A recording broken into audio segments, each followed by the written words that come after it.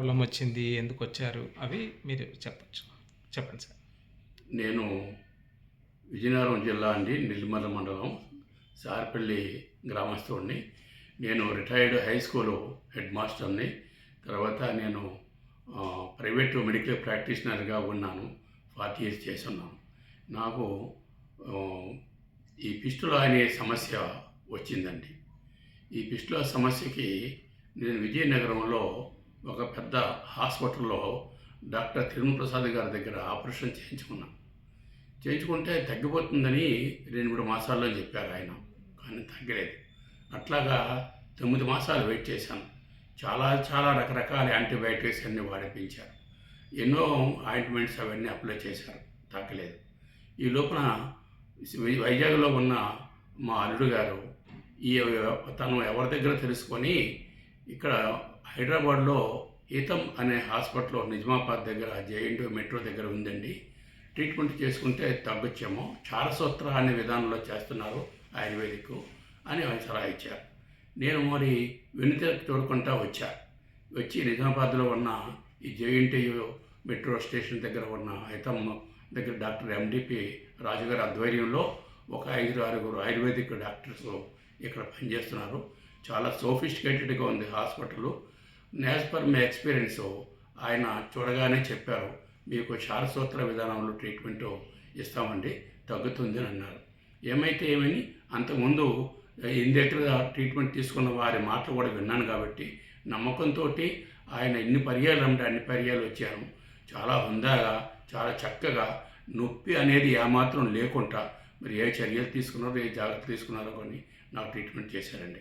చేస్తే కాలంలో అది బాగా పూర్తిగా తగ్గింది.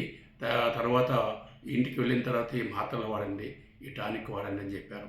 నాకు మరొక విషయం అండి, ఆ ఫిస్టులా ఉంటుండగా కడుపులో ఇబ్బంది ఉండి గ్యాస్ట్రైటిస్ ఉండేది. తర్వాత మోషను ఏదో ఒక డిఫరెంట్గా వచ్చేది. అది కూడా సార్ చూపెట్టి దానికి టాబ్లెట్స్ను ఆయన ఒక సిరప్ ఇచ్చారు, అది వాడండి అన్నారు. మరి ఏమైతే కండి అప్పటికి సుమారు 4 రోజులు పెట్టి ఉన్న ఆ సిస్టమ్ కూడా పూర్తిగా నివారణ అయింది. ఇప్పుడు నేను సంపూర్ణంగా ఆరోగ్యవంతుడిగా ఉన్నాను.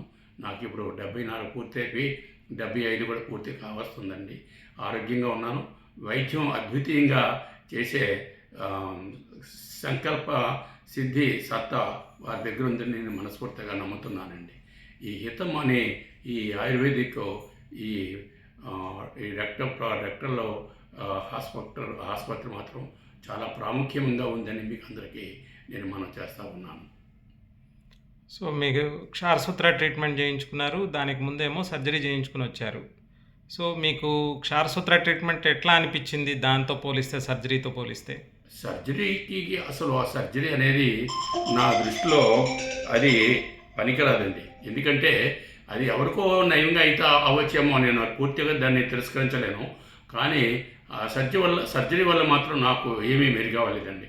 అది ఆ సర్జరీ చేసిన విడ్త్ మాత్రం తగ్గింది, కానీ ఆ వూండ్ హీల్ అవ్వలేదు, ఆ ఇష్యూ హీల్ అవ్వలేదు. అందువల్ల నాకు అది పెద్దగా ఉపయోగపడింది అనుకోవడం లేదు. ఇది చారసూత్ర విధానం మాత్రం అద్భుతం, అద్వితీయం, అమోఘం. ఇది చాలా వరకు ఎవరికైనా ఇది 100% నివారణ అయ్యే ప్రక్రియ అని నేను మనస్ఫూర్తిగా నమ్ముతా ఉన్నానండి. ఓకే. సో ఇప్పుడు మీకు కూర్చోవడంలో ఇబ్బంది కానీ ఏమీ లేదు సార్. కూర్చోవడంలో ఇబ్బంది లేదు, నటికలో ఇబ్బంది లేదు, అలాగే డైజెషన్ ఇబ్బంది లేదు, ఆ యానస్ దగ్గర ఏ నాకు ఇష్యూ కూడా లేదండి. ఇప్పుడు మీ నార్మల్గా మీరు అన్ని పనులు మీరు చేసుకుంటున్నారు. అవునండి. ఓకే అండి, all the best. Thank you sir. జీవితాంతం మీకు నేను కృతజ్ఞతాపూర్వకంగా మీ రుణపడి ఉంటానని మనస్ఫూర్తిగా మీకు అభినందనలు తెలియజేస్తున్నాను. నాకన్నా చిన్నవారు అయినప్పుడు కూడా మీకు హృదయపూర్వకంగా అభినందనలు తెలియజేస్తున్నానండి. నమస్కారం అండి. Thank you.